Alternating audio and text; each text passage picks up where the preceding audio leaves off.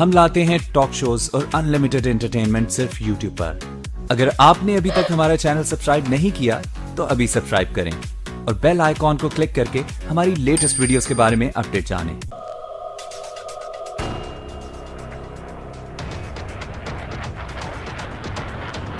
آ رہا ہے دشمنوں کا کال، شترو کو کرنے بے حال، بھارت کا رافیل اب بھارت آنے ہی والا ہے۔ بس چند گھنٹوں کی دیری کے بعد بھارت کا رافیل امبالہ ایئر بیس پہ لینڈ کرے گا۔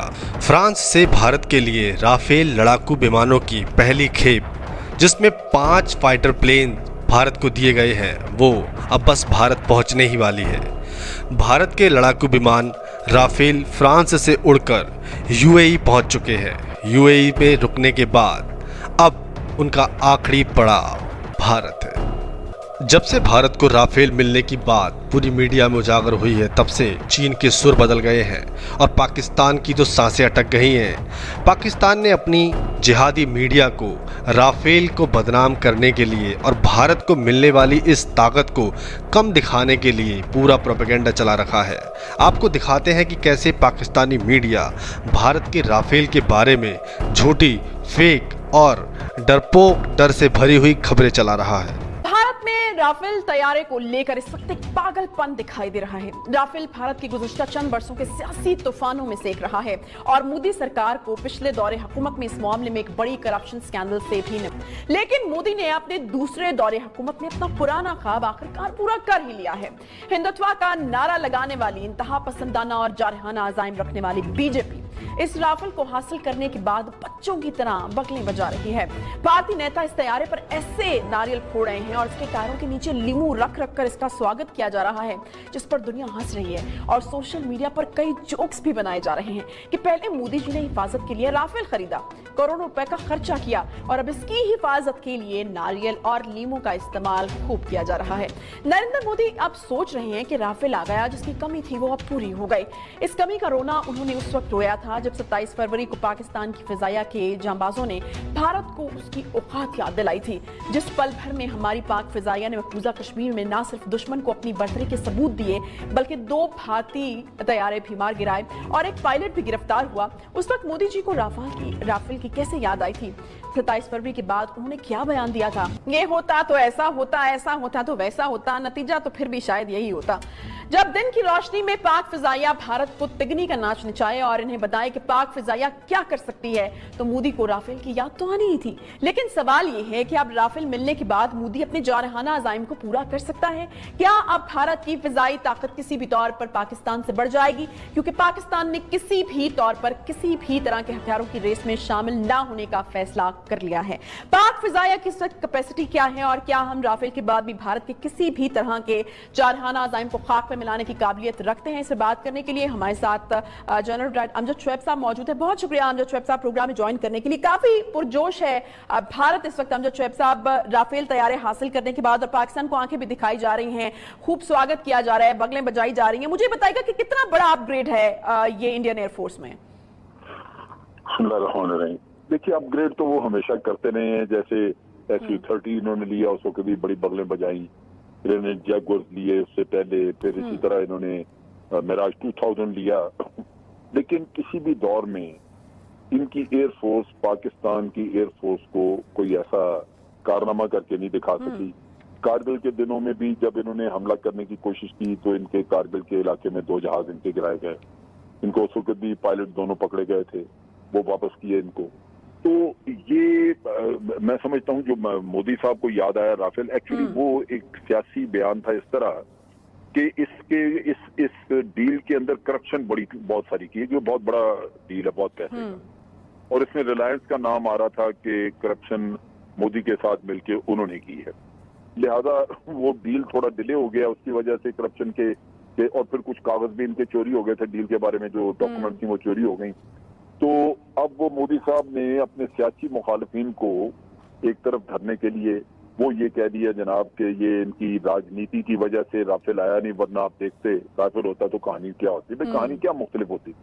پہلی چیز ہمیشہ ذہن میں رکھنی چاہیے کہ یہ جو پائلٹ جن کی ٹریننگ جو بیٹل ہارڈنڈ ہوتے ہیں اور جو ٹیکٹکس وغیرہ کی ٹریننگ بہت بہتر کر چکے تھے، وہ ایک ایسا فرق ڈال دیتے ہیں کہ دوسرا یعنی جو مخالف ہے اس کو مقابلہ کرنے کی وہ جرت نہیں رہتی، وہ ہمت نہیں رہتی، اس کی اپنی مہارت وہ نہیں ہوتی کہ وہ سامنے کھڑا ہو سکے.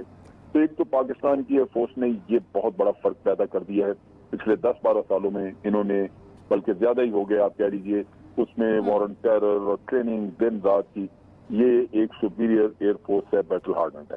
دوسری جو بڑی امپورٹنٹ چیز ہے وہ یہ ہے کہ ہم نے ساری زندگی بھارت کی کیپیبلٹی دیکھ کے ہی اس کے مطابق تیاری کی ہے. ہم جب یہ کہتے ہیں کہ ٹھیک ہے ہم ہتھیاروں کی دوڑ میں حصہ نہیں لینا چاہتے، لیکن ہم یہ بھی نہیں چاہتے کہ ہم کمپیٹیبل نہ ہوں. لہذا آپ نے دیکھا کہ JF-17 کو ہم لگاتار اس کو امپروو کرتے رہے. آج جو JF-17 ہے وہ JF-17 بلاک 3 ہے اور وہ JF-17 بلاک 1 سے بہت مختلف اور بہت بہتر ہے. تو بیسک فریم ایک ہونا وہ الگ بات ہے، لیکن اس کی انجن میں امپروومنٹ، اس کی ایویونکس میں امپروومنٹ، الیکٹرانکس میں امپروومنٹ، یہ چیزیں ساتھ ساتھ چلتی ہیں. اور کیا ہم نے، ہماری ایئر فورس نے رافیل جب ہم نے سودا کیا تو اس کو ذہن میں نہیں رکھا ہوا تھا؟ ہم نے وہ رکھا ہوا تھا. رافیل ایک twin engine multi role aircraft ہے جو کہ انٹرسپٹر کے طور پہ بھی استعمال ہو سکتا ہے، فائٹر کے طور پہ بھی استعمال ہو سکتا ہے. تو یہ چیزیں، یہ کیپیبلٹی جو ہیں ہم نے JF-17 میں ہمارے پاس موجود ہیں. لہٰذا یہ کبھی نہیں ہوگا کہ بھارت کوئی کیپیبلٹی حاصل کرے اور پاکستان جو ہے وہ چپ کر کے بیٹھا رہے. اس کیپیبلٹی کو کاؤنٹر کرنے کا انتظام ہمیشہ رکھا جاتا ہے اور ہمارا اس کے علاوہ کوئی اور مقصد نہیں ہوتا. ہم کوئی اس سے بھارت سے آگے نکلنا نہیں چاہتے، لیکن ہم اس کا توڑ ضرور کرنا چاہتے ہیں. سنا آپ نے، میاں کہہ رہے ہیں کہ بھارت سے کمپیئر کرنے کی ہماری کوئی منشا نہیں ہے. ارے آپ کی اوقات نہیں ہے. جی ہاں، آپ کا بجٹ اس لائق نہیں ہے کہ آپ بھارت سے کمپیئر کر سکیں. کھانے کو روٹی نہیں ہے، دھونے کو پانی نہیں ہے، اور یہ بات کرتے ہیں جنگ کی. پانی نہیں ملتا، ساری رات پانی کے لیے پریشان، سر میں درد ہو گیا ہے. یہ دیکھو میری حالت کمزور ہو گئی. میں اب بتاؤ میں کیا کروں، کیسے اس ملک میں رہے. یہ بچہ میرا پوتا، اس کی گان دھونے کے لیے پانی نہیں ہے. کبھی رسیا، کبھی امریکہ، تو اب چائنا کے ٹکڑوں پر پڑنے والا پاکستان بھارت سے کمپیئر کرنے کی ضرورت کرتا ہے. ان کو یہ نہیں پتا کہ ان کے گھر میں گھس کے مارنے کی قوت ہمارے پاس تب بھی تھی، اب بھی ہے اور ہمیشہ رہے گی.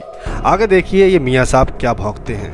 لہٰذا آپ دیکھیں گے کہ یہ رافیل آنے کے بعد بھی جو اصل صورتحال ہے اس میں کوئی خاص تبدیلی نہیں ہوئی. اچھا امجد شعیب صاحب، یہ جو ترجمان دفتر خارجہ کی جانب سے بیان ہے کہ خطے میں ہتھیاروں کی دوڑ کے خلاف ہیں، یہ بہت پازیٹیو قسم کا بیان ہے. لیکن آبویسلی جیسے کہ آپ نے کہا کہ جب دشمن اپنی کیپیسٹی کو بڑھا رہا ہو تو پھر آپ کو اکوپڈ ہونا چاہیے اس حساب سے. تو پھر کس طریقے سے آپ ایک ایسا بیچ کا راستہ نکالتے ہیں کہ آپ وہ ہتھیاروں کی دوڑ کا حصہ بھی نہ بنے اور اتنے اکوپڈ ہوں کہ ہر وقت دشمن کا مقابلہ کرنے کے لیے جو ہے وہ تیار رہیں؟ دیکھیں، یہ اس کو یوں لے لیجیے کہ بھارت نے اگر رافیل لیا ہے تو ہم بھی مارکیٹ میں نکل جائیں اور رافیل سے کوئی بہتر طیارہ ڈھونڈ کے تو اس کو خرید کے لے آئیں. اب آپ کہہ سکیں گے اگر وہ ہم کریں تو آپ کہیں گے کہ ہتھیاروں کی دوڑ تھی، آپ اس میں اب آگے ہو گئے کیونکہ بھارت تھوڑا پیچھے چھوڑ دیا آپ نے. لیکن جو اکوپمنٹ آپ کے پاس ہے وہ اس کو اپ گریڈ کرنا، اس کو اس لیول پہ لے کے آنا جو کہ دشمن کا مقابلہ کر سکے، وہ تو آپ کا حق ہے، آپ کو کرنا چاہیے. آپ کے ملک میں آپ نے جا کے کوئی نئی طیارے نہیں خریدے، آپ نے کوئی جا کے نئے ہتھیار نہیں خرید دیے. آپ نے ایک انتظام ایسا رکھا ہے کہ بیسک ایئر کرافٹ کو آپ ہر دور میں اپ گریڈ کرتے رہے اور اس کو اس لیول پہ پہنچایا جہاں وہ بھارت کا پراپر کاؤنٹر آپ کو مہیا کر سکے. یہ ایک اسٹریٹجی ہے جو آپ یوں کہہ لیجیے کہ ایک کفایت شاری سے آپ مقابلہ کرتے ہیں. آپ اپنا سرمایہ بھی بچاتے ہیں ملک کا کیونکہ آپ کسی دوڑ میں شامل نہیں ہیں، لیکن آپ دوسری طرف خطرات کو بھی پوری طرح کاؤنٹر کرتے ہیں تاکہ دشمن کو کوئی ایڈوانٹیج نہ ملے.